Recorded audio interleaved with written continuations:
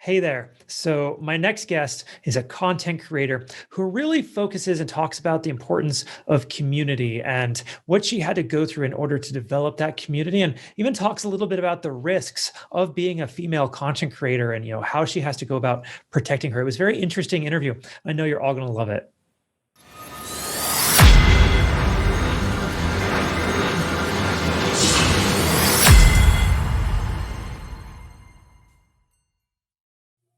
Hey there, everybody. Welcome back to the Gamerpreneur podcast. I'm your host, Dr. Bradford Carlton.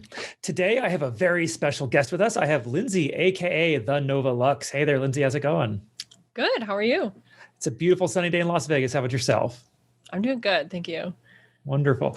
Okay. Now, Lindsey, I don't like a lot of fluff on this show, so we're going to go straight into it. Why don't you begin by just telling us a little bit about yourself, please?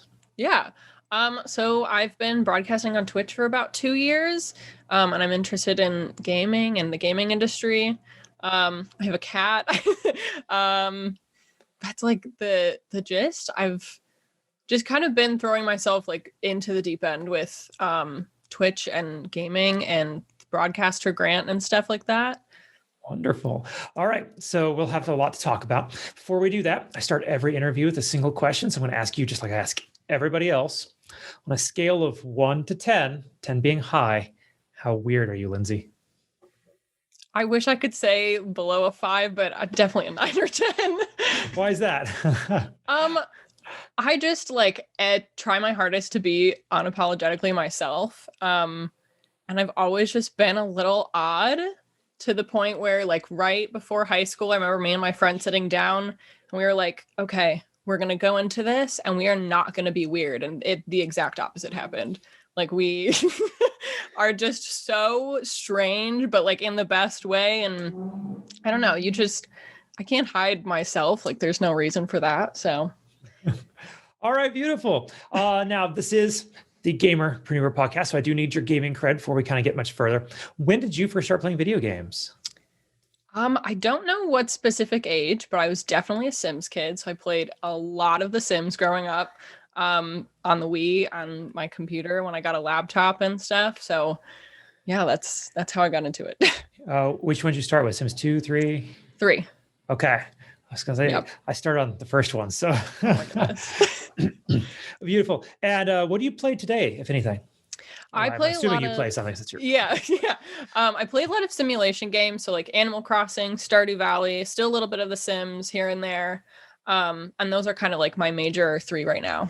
Very cool. And if you had to pick one game as your all-time favorite, which one would it be?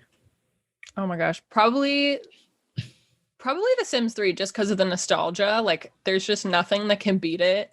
And I don't know, I have a lot of memories tied to games, and I can't think of them without thinking of the first time I played it, or just all the memories I have associated with it. So I'd say The Sims 3. All right, fantastic. Okay, let's get over to the preneur part. Thanks. Now, you're currently a streamer, content creator. What's your background? So did you have a professional background before you started? What's kind of your timeline? So about 2 years ago now, I created a Twitch account. I did no content creation before this. I was going to do theater and theater design, so lighting design, and be in that industry. And the pandemic hit, and I was doing Twitch on the side just as a hobby. And theaters have just shut down over the last year, and I kind of had to reevaluate a lot. And I realized, you know what, I can do this. I can do content creation. I can go work behind the scenes in the gaming industry and pursue my passions that way. So that's kind of where I'm at right now, just kind of setting up the foundation for all this. Very cool. Now, theater and content creation really aren't all that different ultimately. What got you into theater in the first place? I always did acting as a child, would never do that now. But in high school, I started getting into the technical and design aspect because I wanted a creative outlet. And that I found it really worked for me. And once I figured out that that can be a career path for people, there's kind of no looking back. And I could never picture myself with a normal 9 to 5 going to work in an office. That's just the farthest from me possible. So I was studying that. Okay. That way, yeah. You were studying that, and then that's when you started your Twitch channel? Yes. Yeah. Like Okay. I was a sophomore in university. So, Okay. Now, how are you translating what you learned over into your stream and your content? yeah, a lot of like just the design aspect of it. So, like just creating graphics and things like that. I have just the best time doing that on my own. And the collaboration aspect, because just theater is so collaborative, and a lot of the skills you kind of can translate into the gaming industry and just industries in general of networking and conversing with people, and treating it just like a big project. Okay. Can you kind of go a little more in depth into that? The purpose of the show is to try to give advice to someone who may be watching, and sitting there watching you go, wow, it sounds really cool. I'd love to be doing what she's doing. I just don't know how. So like, what are those skills exactly? And like, how could they grow and build something just like you did? Um, I think just starting to evaluate like what you want out of it kind of helped me get into it. Like I made a Twitch account because I wanted to make friends. Like I didn't have very many people in my circle, and I was like, you know what? At the very end of this, like if I have made one friend, like I've won. Um, and it's kind of turned into a lot more than that. Just over the last 2 years with hard work, but skill wise, I think just believing in yourself a lot, which kind of it sounds really cheesy, but like you have to be your own best advocate and use all the tools you can, whether it's social media or just the ideas you have in your head to stand out. Very cool. Okay. And how is it going for you today? Like how's your community? It's good. I love my community.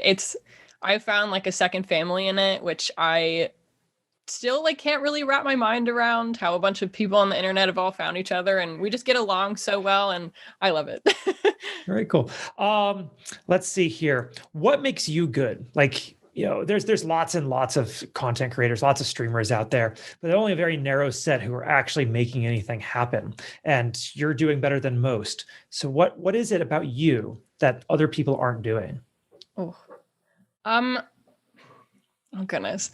I just try and be as engaging as possible. Like I want all of my streams and just my content in general to have a very like friendly feel. Like you can kind of just sit down and it's like you're in the same room as me. We're just hanging out as friends. I think that helps a lot. And I know a lot of people also do that. So it's kind of hard to like stand out still, but just being as engaging as possible and trying to make a tight-knit community at the end of the day is just kind of how I've tried to make it happen. Wonderful. All right. And what's the long-term plan? Are you sticking for this for the next 20 years or how's that going to go?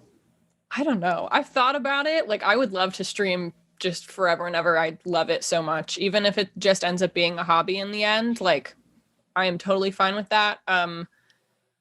I think it's led me to have more interest in behind the scenes in the gaming industry in general, and especially just like how much work the industry needs and diversifying and amplifying like women voices and stuff. I think that work is really, really cool and important. And maybe I'll go that route. Okay, beautiful. Now, can you discuss your involvement with the Thousand Dreams Fund and Broadcaster? You mentioned them a little earlier. Yeah. So in December, I won a broadcaster grant. So that funds women's dreams, whether it's equipment upgrades or before COVID, they could fly you out to any events you needed to go to and stuff. So I got that for an equipment upgrade. And I found this wonderful community of women that I didn't know was there. And I was like, hey, this is really cool and unique. And like, there's just such a empowering like air around all of it. And they opened up a team called the Dream Team in about January. So that started in February. And I applied for that thinking like, well, maybe I'll get it, maybe I won't. And I got a spot. So that's 10 of us. We work behind the scenes and we do engagement in the community. We've helped with the Broadcaster Academy and done stuff with that. So that's kind of my overview of Thousand Dreams Fund so far. Okay, wonderful. And as you've grown your content and your channel, what resources have you turned to? Because I'm assuming you weren't an international sensation on day one. You kind of had to figure out how to do this. Like, what did you do? Did you turn to other content creators or did you research? And how did you do all that? Little bit of both. So I didn't have a PC to begin with, so all I could do was research. So I tried to get as much knowledge about Twitch and streaming in general as I could, because I knew no one else that did this. And I knew no one else that knew anything about the platform. So I kind of had to start from square one. And once I started streaming, networking kind of is like the big thing you've got to do. Just finding friendships and meeting people and hanging out in other people's streams and supporting them in any way you can definitely helps. Okay, very cool. And if you could go back in time to when you're first starting this up, if you could give yourself any advice, like what would the number one thing you would tell yourself would be? Definitely have confidence in yourself. I think that is very important, and it's also really hard because there's a lot of people on the platform, but just have confidence in yourself, and you will find your people who will support you no matter what. They'll come to you. Like, just put all the good out in the world that you can. Can we talk about confidence a little bit more? Because, you're not the first person to say that on my show, right? Sure. How do you actually do it? Like, how do you find that confidence, right? Like, I'm assuming you have it today, but if you didn't back then, like where in that time frame, like did it just pop up one day? I'm confident. Like, oh, no, I wish. A little bit of like fake it till you make it. I won't lie. And it just, the more you do it, the more you get comfortable with it. I never thought in a million years I'd be comfortable sitting in front of a camera for hours on end, but that's where I'm at now. I don't know where it came from though. I think just having friends and people in your circle that believe in you and support you definitely helps. Okay. And what was it like trying to think up things to talk about? Because, if you were not used to being that content creator, right? And all of a sudden the camera's on you, like, so what about apples?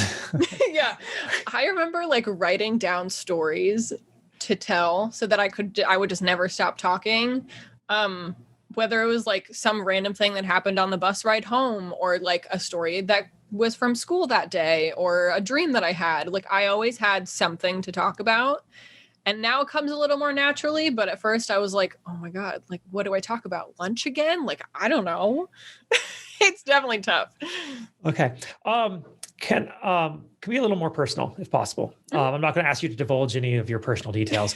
And the reason is because actually you've been very careful so far on this show to not divulge any personal details. Why exactly is that?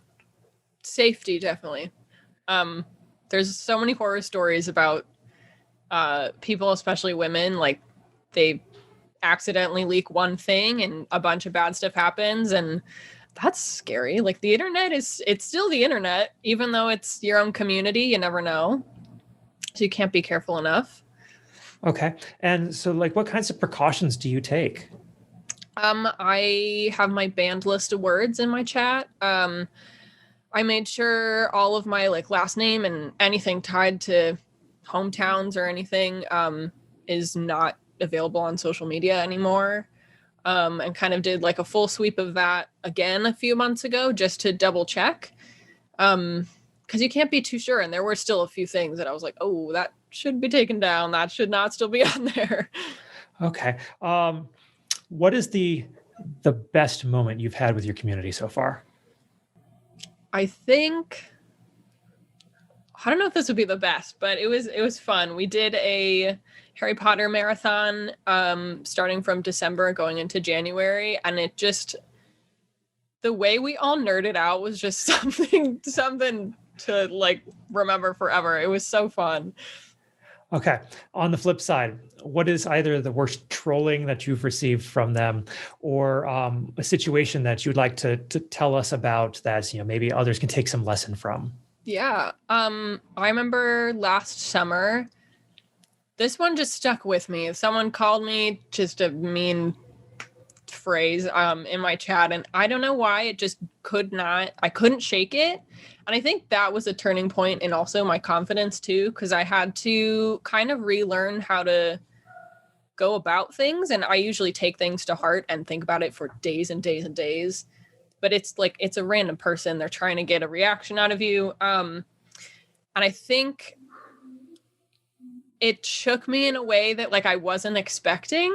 But but I have been able to take a lot from it, and I know like my boundaries and how my mods should handle things now too. And so it sucked in the moment for sure, but I think it's how you move on from it that really counts.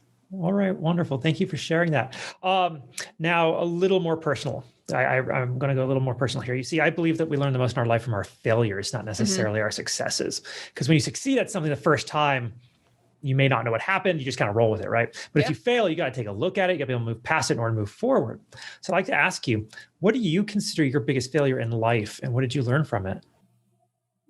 Okay. I think my biggest failure would be not realizing like my dreams sooner, if that makes sense. Like I think for a while I kind of pushed them down and like, no, I can't do that. Like that's someone else's dream. That's someone else's goal. At the end of the day, like it's my life. I've got one of it. Like I can do theoretically whatever I put my mind to. And I think that held me back for a really long time. And now like knowing kind of everything that Twitch and content creation has brought me today, like if I could have started that sooner and not kind of been scared of it, I 100% would have.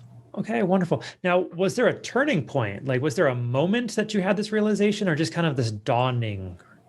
I think more of a dawning. I think it's just come over time with just growth and things I've learned along the way.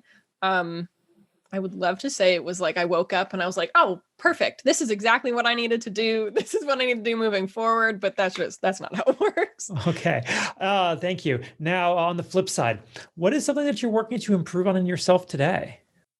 I think I'm just trying to be more like available to people, and I want to give energy to people, if that makes sense. Like if I reach out to someone and they reach out back, like I don't want to be like shut them down afterwards or kind of like not follow up with things. And I think like going back to the whole like networking thing, like making friends is still kind of hard for me in all honesty. And I think that gets to my head.